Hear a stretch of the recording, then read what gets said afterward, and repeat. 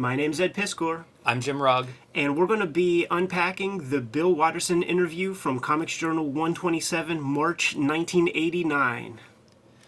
What an exciting episode, Ed. This is a little different than what we've done in the past. One of our first newspaper-style cartoonists, and could there be a better choice than Bill Watterson? I feel like we should be taken to court, man, for not talking about Calvin and Hobbes, man, for about a year of having the Cartoonist Kayfabe channel, man. But we start with the Wizard coverage, got people into the fold, and now it's like we got to explore the real shit.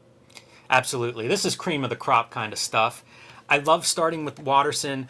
You know, there's lots of classic great comic strip artists, but he's very contemporary and he's very in line with, what we've covered a lot of with like the 90s and Wizard. This is from 1989 issues. So, kind of the same time period. Give us some context for what's happening in the world of comics at this point. Well, context based on this issue, some of the stuff that comes, in the opening shots and the news items, there is Steve Salamis, the owner of The Beguiling, the legendary Toronto comic shop that Peter Berkmore and is part of TCAF now. It was previously owned by Steve Salamis, and he's writing a big article in response to a Dave Sim speech about retailers emphasizing quality, unique personal comics. And Steve Salamis talks about The Beguiling selling twice as many yummy furs as Thor or Iron Man, and breaks down some of the math behind the way because his store sells all of these other comics. It's not an X-Men only store. So he gives the example of Eddie Current is a $3 book. X-Men is about $1 at this time. X-Men sells 3 times as many comics, but those titles are equally profitable. He uses Violent Cases, the graphic novel by Neil Gaiman and Dave McKean. It's a $14 cover price. He says, can I sell 10 copies of this versus 140 copies of X-Men? And the answer is, what's easier? So it's kind of interesting to see some of these retailers that, in a weird way, we still have this conversation today. So you had these forward-thinking stores that were, really selling to a wide audience, and Beguiling, of course, continues that legacy. So it's interesting to see, like, well, how did that play out? It played out great. Maybe the best-known store in Canada today. There's an 11-page feature on Now Comics not paying retailers. So it's a bit of the journalism that the Comics Journal was doing at the time, which I don't know if anybody does nowadays. Not paying retailers, what does that mean? Freelancers, not paying freelancers. So, but it's 11 pages. Like, it's an in-depth story talking to those freelancers as well as the people at Now Comics about the situation. There's a lot of lawsuits going on, small claims in order to get paid by freelancers. So that's a mess. Osamu Tezuka's obituary. At age 62. Yes, and very famously, they say that his last words were, God, let me work. Oh, man. Yeah. Yeah, that's incredible to see Tezuka. Interesting that it's in this issue, just giant cartoonist. They had part of his obituary is sold 700,000 copies of his second book, The New Treasure Island, with no advertising. 700,000 copies. Incredible. Obviously, the creator of Astro Boy. There's some reference to Manga, the book by Frederick Schott, which at some point we're going to unpack and get into. Have to. But Tezuka wrote the intro to that, and there's some great quotes from him, in this obituary talking about how he viewed comics and the potential that comics had, which is nice to revisit. A little bit of a sad note, but certainly a celebration of one of the greatest comics in history. Some miscellaneous notes. Viz, the manga importer, announces the upcoming, they're going to be doing Fist of the North Star. There's almost no information either, at this point. This is very early on, but I thought it was cool to see that one mentioned. And Rumiko Takahashi's Lum is announced. There's some international spotlight. Comics Journal was always good for covering a pretty wide landscape of comics. They talk about Edgar Pierce Jacobs, who is part of the Clear Line style that comes out of Europe. He worked with Hergé on Tintin, kind of as an assistant or a team that worked with Hergé. Went on to do his own work. Blake and Mortimer would be the book that he's or the characters that he's probably best known for. But a nice spotlight on him. And some of the reviews that are covered are Taboo #1, Steve Bissett's horror anthology we've talked about on some other shows. There are some Catalan books. Fires by Lorenzo Mattotti, probably being the one of the higher profile graphic novels at this time. Cabby by Marty, Oh yeah. a book I'm a fan of. And then there's some coverage on Linda Berry and Peter Bagg and what they're working on at the time. So that's kind of the survey of this issue up to this point. And before we get into the Watterson interview, I want to thank the good people at Fantagraphics who are proponents of the channel. Said after we did the Comics Journal 152 issue, the McFarlane one, they said, "You boys need to get off that wizard bullshit, man. Here are the keys to the kingdom. Here's access to every issue of Comics Journal. Start to go through these a little bit." And here we are, man. The Bill Watterson issue, 1989. The strip is Calvin and Hobbes, barely, not even 3 years into syndication at this point. So it still has a ways to go, man. 1/5 of its tenure is completed, and it's already looked at as being very special. Yeah, there's a lot of coverage in this issue. Some people writing about some context for this comic and calling it the classic that it goes on to become and recognized as. But many comic strip fans are already calling it that classic here 3 years in. I think he's in about 600 papers at this point, and I think at its peak it would get to about 2,400 papers. So massive success. Not just critical acclaim, but this is one of the most popular strips as well. Yes, and one of the reasons I chose for this interview to be like one of the first other TCJ pieces that we're doing is that it is an actual, honest to goodness Bill Watterson interview. We sort of like heard and we sort of know through the grapevine some of his stances on licensing, this and that. To hear it from the actual guy is an opportunity that is very, very few and far between. And during our conversation today, it's going to be a blend of the things that we've learned from this, but I also got hold of the complete Calvin and Hobbes, and there's an introductory piece in here that can add some great context to the conversation. Well, Ed, I also was doing some extra homework on Calvin and Hobbes this week, and so a couple of the other resources that I was looking at is this Calvin and Hobbes Sunday page from an exhibition in the early 2000s at the Billy Ireland, and the Exploring Calvin and Hobbes exhibition from, I believe, like 2014 or 2015, also at the Billy Ireland.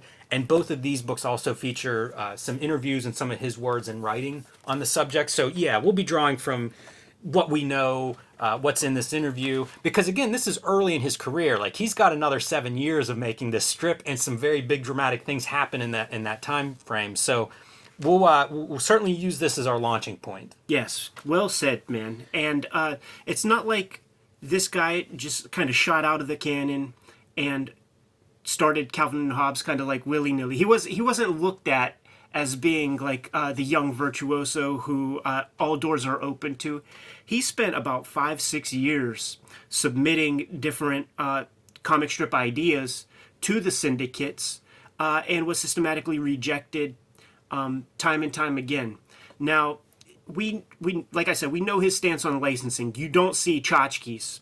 You don't see Calvin and Hobbes tchotchkes that he gave approval to. I was going to say, I see stickers of Calvin peeing on things all the time. Yeah.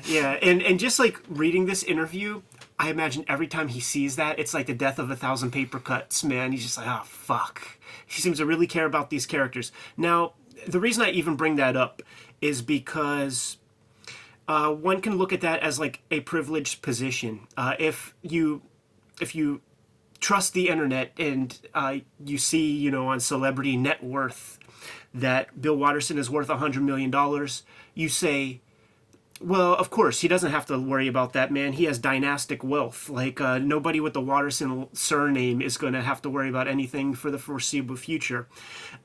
In the complete Calvin and Hobbes, the interview piece, he mentions that he was given the go-ahead from earlier syndicates who said that they would buy one of those lesser strips if he incorporated this little robot with a propeller head that they got a license to and that they wanted to monetize. If he would weave that robot into their fucking comic, into his comic strip, they will sign him up right away. And he said, fuck no. So the guy had his own particular set of ethics from the beginning. And that's another reason why I want to talk about this, man. So many people are very, very quick to just chase that dollar, and they'll do it by any means necessary. This guy's a cartoonist. Yeah, I want to dig into that origin too, because obviously we all know him as a giant success, but when he's submitting all those strips, that's about a 5-year period where he said he was rejected. 6 of them were outright rejected. 6 were developed but never made it to, kind of that final, we don't know any of those. They were never produced. He actually started out as an editorial cartoonist and struggled. Yes. He had a 6-month kind of trial deal at Cincinnati with their big newspaper. And halfway through, they were like, well, we're not going to keep you. You're welcome to stay here, but, finish out your 6 months. But it just didn't work. And he acknowledges that, like he describes it as like he just didn't do it. He couldn't quite get the hang of it, couldn't make it work. And so when you think of like he's turning down these licensing deals later on, it is a principled stand, because that's a tough deal. Like he stuck out that 6 months because it paid the rent. It wasn't like he could afford to just toil and have fun and do what he wants.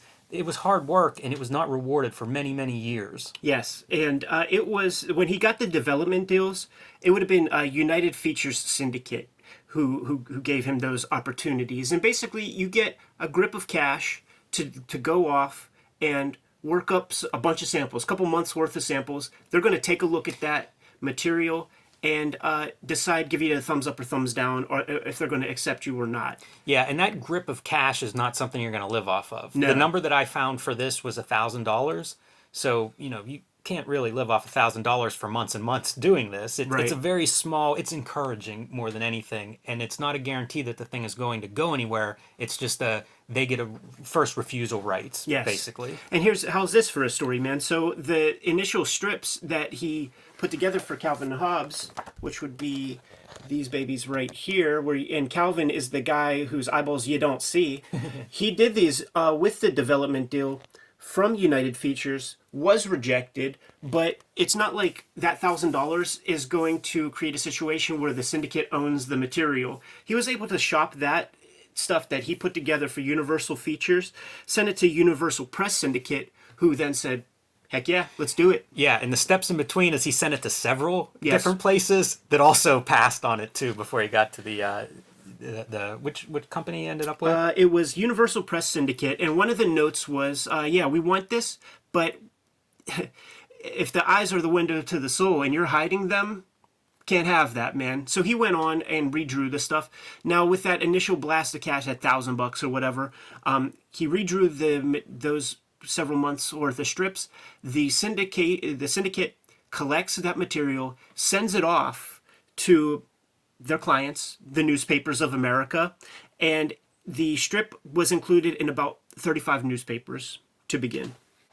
This is some of the early, this would be like some of your promotional syndicated artwork that would go out to the newspapers explaining what it is. You see the Calvin and Hobbes description of the characters. We always talk about you have to be able to explain your story and your characters in like a sentence or two. There it is, motherfuckers. And by the way, that is that early version without the eyes. Right. Now, the tipping point, I don't see the reason I gave the preamble about we'll be mixing a little bit of the complete Calvin and Hobbes with the conversation here is because now I don't remember where I read what. Right. So he cites, and one of the things that is always fascinating and interesting to me with these wild successes is like, what is the tipping point? He cites the tipping point as being that very first collection, which hit the New York Times bestseller list, and received many printings. From that jump off point, that's when you start to see the 600 subscriber newspapers, and then the exponential growth from there. There's some real nuts and bolts in this interview. One of the things I love is him kind of talking through his thought process behind some of these things, some of what makes the strip successful, some of what appealed to him as an artist. And one note that I pulled out right away is Calvin's scale. He's small, and so the world looks different.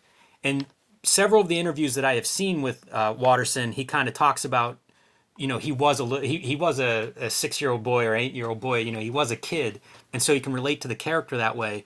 But as a reader, as a fan, I think that scale is something that is noteworthy, because as you get older, the world does look different, and you can forget that. But also, like, there are tons of movies and books and comics and stuff that are about the characters being shrunk down. Right. There's something about that that I think is universally exciting, and easy to relate to. That gag of, like, the world is so much bigger. These objects are bigger.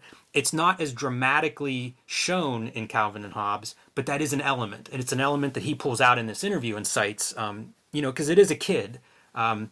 He talks about sort of, there's the animal, which can be anything, and there's the kid. And those are, in his words, like two of the, I don't know about easy to use, character types in a comic strip. We'll say commonly used. And a lot of mileage, a lot of room with those types of characters, and he combines the two of them. Like the two most universal or most filled with potential. When I know you did some Calvin and Hobbes reading after this interview, so did I, and I made note that there are, throughout the entire decade's run of Calvin and Hobbes, there are like 6 characters. Mm-hmm. There's Mom, Dad, Calvin, Hobbes, Babysitter, Little Susie, the Bully, and the Teacher, and I think that's it. There's dinosaurs and all that other stuff, but there's 8 characters in this comic. And he was able to get 10 years worth of mileage, man. What's 10 times 365? Yeah, no doubt about it. That comes up in this interview several times, the very small cast. And he compares that with these strips that run longer, like Peanuts or something, where like new characters are sort of a way to reinvent a strip, to maybe change the dynamic and keep it going, or provide new territory and new directions. So in regards to the small cast, in the interview, Watterson talks about each character. There is a part of him in each of the characters. Yeah. Which, I don't know, maybe that's obvious for everything, maybe it's not, but it feels like with this small cast, it's very evident. And he talks about the different perspectives of these characters, how Calvin's parents respond to Calvin. So I think that is reflective in kind of all of the interviews that I've been reading with him, is having that small cast is a way for him to kind of have this world. It's not that different than his own world. He lives in a very... I don't know the best word for it, but it's kind of a safe. There's repetition. It's a small group that he's close to in his family, and I think that the strip reflects that. The small cast reflects that. Yeah, you mentioned Peanuts earlier, and the interviewer, who goes by the name of Richard Samuel West, brings up the fact that many strips, they have to find their footing, and it takes some time, and usually the breakout star is not who the cartoonist originally thought it was, and he cited Peanuts. It's a Snoopy strip, Bloom County or whatever, that's Opus. Thimble Theater, famously, it was first castor oil. Right. And it became this little known figure called Popeye the Sailor Man, who became the breakout star there. But the words unpredictability come up a lot when Watterson is talking about constructing the actual strips, and he likes to keep himself on his toes, man. So it's a mixture of visuals and writing when he's talking about the unpredictability part, and he wants to create a certain blend. Now, he's in this interview, and he's very clear saying that these are, what he's saying is sort of like how things appear, but it wasn't like conscious decisions, but in reverse engineering and having these questions posed to him, and he has to think about them. He could identify that, like, like sometimes there will be maybe a friendship-based strip. Another one will be maybe a sad strip, happy strip, fantasy strip. Word-heavy, dialogue-driven strips. Yeah, if it's talking... Strips with no dialogue. If it's talking heads, a conversational piece where the punchline is in the words. Maybe I have them walking through, like, beautiful setting. If I do that, maybe the next day, there's no backgrounds at all. So it's this, like, dance that he does to just remain engaged, which is a requirement if you're going to do such a labor-intensive gig. This is the big piece, I think, that separates Calvin and Hobbes from its contemporaries. He says he prefers drawing. The visuals are super important, and you see it. I have notes of various examples where it's an extremely inventive composition. And he says again and again, he kind of talks about that desire for variety, to surprise the readers, to keep everyone on their toes, and he turns it back on himself because it keeps him engaged. So I don't, this was not the norm. At this point, one thing he says over and over is how comics have been shrunk down and shrunk down and shrunk down, and that's part of the reason that they're just dialogue-driven gags, because nobody seems to value this visual piece. And I think he's one of those, one of the last cartoonists who really the visuals were paramount. You could easily identify it on the page too whenever you would see it in the newspaper, because many of the other strips are, it's almost like rubber stamped figures of the same views that you've seen them in, 1,000 times before. But you could see right here, it's not like when he hit year 8 that he changed things up. He's not lightboxing his characters and just, pasting them back in. Also worth noting is he had 0 assistants on this thing. Once again, not a fucking jobber, man. He's not trying to create a factory system for his comic. This is his passion. This is his devotion. And every single line that you've ever seen in a Calvin and Hobbes strip comes from his brush alone.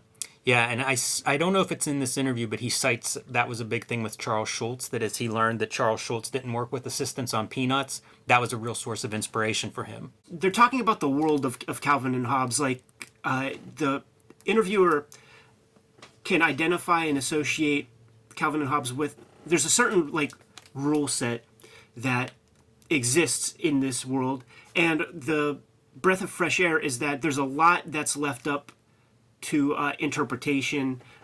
Is Hobbes real or not? He never spells that out. And we've had other conversations on this channel, dude, about style. What is style? And there's the popular cliche is it's all the things that you do wrong, and that is your style. Watterson in this interview talks about giving yourself a sort of set of rules can help solidify a style. And it made me think about there's a famous Errol Morris quote where he talks about style as being creating yourself a set of rules and slavishly adhering to them. Yeah, I think that's true of the comic strip as a whole. The daily routine and deadline, and working within that 4-panel grid or whatever. I guess it doesn't have to be 4 panels, but the major rule is the size of that strip. There's no variation in that one. That comes across for sure is a big difference from what we've looked at and thought about with comic artists. And I think probably if you're a monthly comic book artist, you have a similar experience if you work on that for years and years, where you're so aware of that space that you have. In this case, it's a smaller space and it's a daily deadline, but it's that same deal. And he does talk about that quite a bit. And honestly, that was something I found very appealing. As a cartoonist, it's that's an interesting parameter to put on yourself and see what kind of magic you can make within that physical space, which of course goes back to his desire to be different, to if you did a strip one way, do it a different way the next time. And again, maybe the last great cartoonist at that particular part of it. When in regards to the Hobbes character and is he real, is he imagined, whatever, Watterson cites works of Lewis Carroll, Through the Looking Glass, Wizard of Oz, and just talked about how it would cheapen the literary experience if L. Frank Baum spelled it out and said that Dorothy was just dreaming. Within the world of Oz there is a set of rules, and it could create that dissonance that could allow someone to have a whimsical moment and accept that as reality. One of the other big pieces for Watterson when putting these strips together is character, and he cites major flaws of other comic strips of the day as being the characters are created as ciphers just to tell jokes. You could almost just put any characters in those situations and then have this joke play out, something that you could put up on your bulletin board at work. But his enjoyment is in character exploration. with these characters and sort of getting to know them, creating a richness of character. And part of doing that is allowing yourself the way that you could create multi-dimensional characters, give them the chance to have more than one point of view and maybe even contradict themselves sometimes. That's what people do. It's genius. It's genius for a character in terms of giving them life. You know, he also pushes this stuff like, here's a cool quote: Hobbes is more real than I suspect any kid would dream up. And it reminds me, this is Cartoonist Kayfabe, so it reminds me of the wrestling idea where characters talk about, you know, you take your who you are and you sort of amplify that up to a 10. And that's part of what goes into a comic strip too, because again, with four panels a day, you do need to make clear what this character is, where they're coming from, make the reader relate to whatever that quality is. And I think that's what this is. You know, that is exaggeration. It's caricature, right? You know, it's sort of the basis of cartooning is simplifying symbolism and caricature, exaggeration. And so I think that that's the other element besides what you described, Ed, of like this inconsistency, especially for a kid character, but also pushing those personality traits to their extreme. And the thing with Calvin that I find I don't totally understand is sometimes I think he's this hyperactive little kid. I have nieces and nephews that just run around and, you know, it's no end of energy. But then also, like, he's a problem child. Like, he's so far to that extreme that I don't know if we should be cheering for him. He's Ricky Gervais on The Office, where it's very fun to watch as long as you have a screen between the two of you, but I would not want to babysit Calvin. There's a piece in here where Watterson says something like, and this is probably in relation to the questions about, like, you know, breakout stars coming later and shit like that. And Watterson says something like, you know, given Calvin's personality, I don't see his parents ever having a second one. Very, very good. Very good point. There's a lot of stuff in interviews. I think as he became, I think he's a parent, I believe, but even with the passage of time, you know, some of the interviews that I've read post 2000, where he might be criticized for how Calvin's parents parent Calvin. You know, like, you couldn't quite get away with that now, and he's very conscious of that.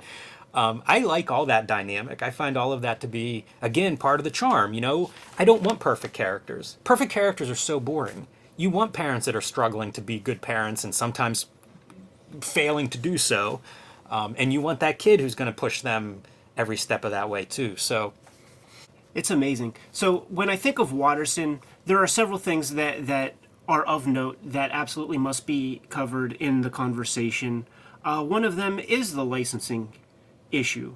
We should get into that a little bit. Yeah, it comes up in every interview I've ever seen with him. Yes, because it deviates from the norm to such an extreme that you can't help but notice it.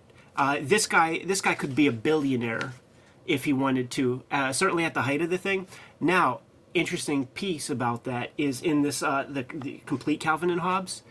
He talks a little bit about, like, maybe wishing it didn't come, like, wishing that maybe he would have indulged in a little bit of that, because there was friction with the syndicate. Yes. And a lot of pressure that created a situation where he just felt like he had to, like, take his stance, and he says that he almost stubbornly, like, maintained this rigid position that he wouldn't back out of, but there were, like, things that he would have been interested in, but he just felt dogmatic in his position. So it's interesting when you, like, look back. I've seen in him retrospect talk about it in both ways. One is, I'm a cartoonist, creator of this thing. It should not be up to the syndicate. I should be able to say no, and that should be it. Right. So that's kind of a creator's rights kind of argument. Plant your flag, be dogmatic. The other piece, like, this interview's 3 years in, and he's already been confronted by the licensing stuff already at this point. You know, one of the relatively early interviews, and it still comes up as a major topic. And in this one, he sort of explains his reluctance based on a creative component, and that he feels it would take away from the creative process, the integrity of the creation. It's a little bit muddied, and I'm probably not explaining it well, and I'm not sure he's clearly explaining it. I think there's still some concepts and there's a lot of forces. I don't think it's a one simple answer as to his stance on this. Right. But he does seem to, in this interview, he seems to link it to the creative process and what he's doing creatively, and the belief that licensing would somehow detract from the strip's quality, the characters, our understanding as readers of those characters. It's interesting ideas. It's kind of heady. I like I said, I don't know if I can totally explain them, but it's pretty interesting to see him kind of working that out in this interview and talking about the compromises that just licensing brings. Having these characters, in the case of having a Hobbes plush toy, right? It sort of makes him a stuffed toy, as opposed to that tension in the comic strip between Calvin's world and his parents' world, or real world versus imagination. Once you make the plush toy, you dilute that a little bit. Right. Clearly it's a plush toy. Yes, I did pull a quote. If I'd wanted to sell plush garbage, I'd have gone to work as a carny.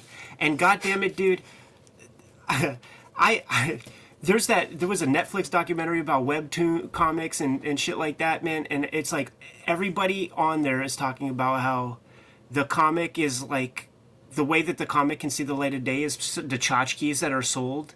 And I was just like, you're all fucking carnies to me. You know what I'm saying, man? So like the fact that he's saying the word, the fact that it's cartoonist kayfabe, and kayfabe is carny language, I was so thrilled to see that in there. That is a good one. Ed, this is a strip that I wanted to talk about whenever we got to it. This is a nighttime, it's a monster under the bed. This is an example of the visual inventiveness that he talks about over and over again. In this case, you're seeing, I assume, screen tone that's making this up, but you can look from, this is I don't want to say more typical. Well, you know what this would be? This is a Sunday, so Right. it would have been in color. Oh, right. Interesting. Yeah, I wasn't even thinking of that. But you still see the value difference, because Right. we'll see some other Sunday pages, and for the most part, they're very bright, as a lot of comics are on the newsprint. This one is not. It's that invention of like, let's make this dark. And there are several examples that we'll see of that sort. If we're done with the licensing conversation, the other big piece that comes to mind when it comes to Watterson and Calvin and Hobbes is the Sunday feature. Because once he started to gain a little bit more power and can kind of like throw his weight around, I was reading this religiously growing up. It became he did a hiatus in the early '90s for 3 or 4 months. When he came back, Calvin and Hobbes was a half-page Sunday, the only one, the biggest strip in the Sunday comics, man, and he ran the risk of being dropped from papers for that. They were not happy that, oh, this guy who like took a vacation, how dare you? 5 years into your job working fucking 18 hours a day, like you've taken a vacation for 3 months, like fuck you. But then you come back and you throw your weight around. And he cited some of the inspiration for that. One is like having a little bit of canvas to play with. But in the time that he took the hiatus, and the hiatus is going to come later, he really started to investigate Harriman's Crazy Cat and even Pogo further, and he was talking about like the size of the daily is so small in scale compared to where it was. The adventure strip is fully dead. You can't even do that anymore. But a strip, that he had so much love and devotion to, Pogo, wouldn't even be able to reduce to the scale of the modern day comic strip in 1989. So he wanted that bigger canvas. Yeah, so this is an old Sunday strip. And the old Sunday strips had to have certain breaks in them so that the editors could realign the panels so they could run in different ways, like as a vertical or as kind of a quarter, like corner page or whatever. Yeah. And so that always limited some of that. And he describes getting that full half page was creatively reinvigorating. Like that's something that comes up in future interviews as being like, for him, really kind of rejuicing him creatively. I have to point out this gag because I love it so much, but he talks about the toboggan is better than a runner sled, and Hobbes asks why, and his answer is there's no way to steer. It's such a perfect characterization of that crazy, reckless kid. Ed, you mentioned Crazy Cat. I have a quote about Crazy Cat from this interview. Best comic strip ever drawn. and this is probably one of the early times I would cross, that comic strip being listed as the best comic strip ever or the best drawn comic strip ever. And I would see it reproduced smaller. Yeah. That was like a big broadsheet in its day. They lose a lot whenever they're reduced that much. Whenever Sunday Press put out a collection of the Harriman stuff and the Crazy Cat strips, and one of my favorite Christmas memories was like having free time. It was probably my one day off that year, and spending like 2 hours reading through some of that Sunday Press one. And that's when it really, like, the light bulb went off to me of like, I kind of get it. Because it's the same story every page, famously, but it's so inventive and visually it's amazing. And, like, he cites, like, the visual side of it is what a lot of artists cite. I think Chris Ware spring breaked to, like, the area where Harriman lived when he was making those in the Southwest, and seeing the landscape that, he was kind of drawing from. So that's a big piece of it. It reminds me a little bit of Kirby in the visual world building that Harriman exhibits in that work. Not the same style, but that same sense of like, this is kind of alien, but it also all fits together. So I enjoy seeing cartoonists, bring up those kinds of things. And it's great to see him cite some stuff. It brings to mind another piece of this interview where he cites some of the contemporary cartoonists. Yes. and his thoughts on some of those. And some of the ones that he reviews positively include Doonesbury, Bloom County, Peanuts, For Better or For Worse, Far Side, and Kathy's Writing. Yes. Yes, and he says, right here, and he almost, like, he doesn't quite go this far, but it alludes to the licensing part of the conversation when he brings up Peanuts, because he says something like, Peanuts is worth reinvestigating, because to everybody it's birthday cards and it's Insurance salesman. right, yeah, MetLife and stuff. But Charles Schulz is doing great comic strip work consistently still, and people should maybe give that another look. And sure, I mean, I was reading that thing until the day it went away. One other thing about the Sunday strips, and I'm trying to think if, like, is this Mandela effect or what? Kayfabe will put something in the comments. But in the earlier days with the Calvin and Hobbes strip, it was totally by the books, 4-color process, Ben-Day dots, separations. When he starts to have the chance to play around with the format and everything, the color's a part of that too. And the separations are done from watercolor.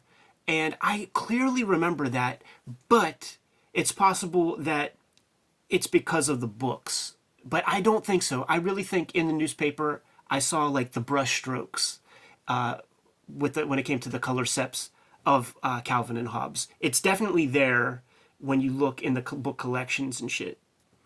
Yeah, he was definitely watercoloring for those book collections, like the cover art and stuff. I don't think it's in this interview, but it could be. He's talking about color process, and I guess the syndicate would send him a chart. We've seen some of these charts for like different comic book companies to indicate what the color mixes look like, what they'll look like when you specify the codes and stuff. And so they sent him that, and he would actually, he cut out all the sample colors so he could put them next to each other, because color looks so different in context next to other colors. That's a direction that he sort of takes as he moves away from comics and gets more invested in painting and in art in general. And that does come up a little bit in this interview, where the interviewer is talking about the influence of different visual art on Watterson.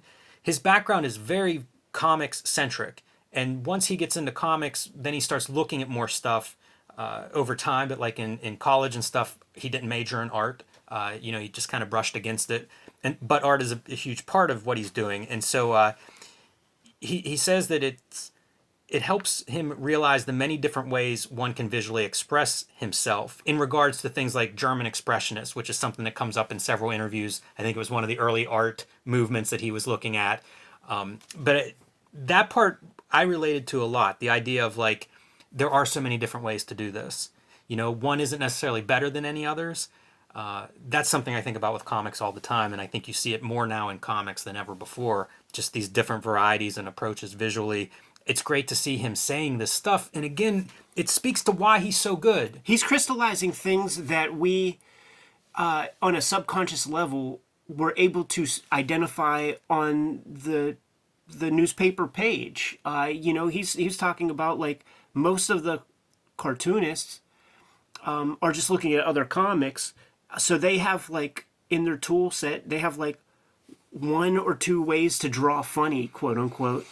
But there's an entire world that's bringing in the best of culture, period, and then doing regurgitating it or digesting it into your own thing. Yeah, he describes learning to draw and paint as like vocabulary and being able to say something as clearly as you possibly can. If you're adding to your vocabulary as an artist, you add to your vocabulary through your ability to draw anything. And referencing art history as ways to think of different perspectives on drawing anything. Right. And when it comes to German expressionism stuff, like literally the perspective of like the buildings and stuff is very cabinet of Dr. Caligari, weird angles and stuff like that. Here's just a quick example of what he's been up to lately, man. Just painting these like landscapes and stuff, and the caption's pretty funny. He's like, I think only a comic strip cartoonist would use a 4x6 inch piece of artboard to try to capture an 80-mile view. He gets into animation as another thing that he has some interest in and has some influence on his work and his thought process. And the big difference, of course, timing is something that you get to do in animation that you can't do in the comic strip, and he compares those two a little bit. But in terms of drawing, pulls out Chuck Jones and Tex Avery and their ability to, stretch a character and to really pull comedy out of that kind of thing. But again, not necessarily something that would translate to a comic strip. And then also, this is a quote from him, talking about possibly doing some kind of animation work. This is a quote from him. Fewer people with input in my work, the better I like it. This is another one of those notes where it's like, man, do I relate to all of this? Totally. We pretty much hit most of my notes for this interview. It was such a pleasure to go through. In the complete Calvin and Hobbes, he was talking about in the early days. It took years, and it's possible that even at this point in time in this interview, that the Calvin and Hobbes strip is not in his local newspaper. Oh, that's interesting. Yeah. So he said that in the complete Calvin and Hobbes, he said that it was like such a solitary enterprise. And for you and I, we now have the benefits of, if you want to call it that, of social media, where you could be tagged in a thing and see evidence that your book is out there. But he described it as like a NASA satellite, like sending a signal out to a far off land that just the signal isn't coming back. He just has to trust that it's emitting and going out there, and it's basically the royalty checks that lets him know that it's doing what it's supposed to. But it wasn't until the strip came to the hometown paper that he felt like he hit a goal. It's funny. I know a lot of people that have some version of that, where they're successful in their field, but nobody knows it, or it doesn't register, or you don't see sign of it. And then like some little thing that may not actually be the biggest piece of success does register that way, with a parent, with a friend, with somebody that's not as connected or not watching it the same way. Yeah, my pops is that way, man. Like my shit has been reviewed in New York Times maybe 4 or 5 times, but it never makes him more proud than when it's in the local Pittsburgh Post-Gazette, because that's definitely the day he'll go buy his groceries, and everybody he bumps into at the grocery store, they're going to hear about it. Exactly. So another example of his very inventive visual style. This sequence, you'll see Calvin and Hobbes are standing next to each other in a panel there in panel 1. When you get to panel 3 and Calvin is scared and jumps, now we only see the very top part of Hobbes. It's a way to move that camera and to accentuate that jump. We see all of Calvin is now at the top of the panel, but even further pushing that top is by moving Hobbes down further. So we only see his head and shoulders to extend how far he has jumped. It's a very tiny thing you wouldn't think of twice, whenever you're reading it. But visually, that's everything. That's the whole expression of that jump, of him jumping, 4 feet in the air.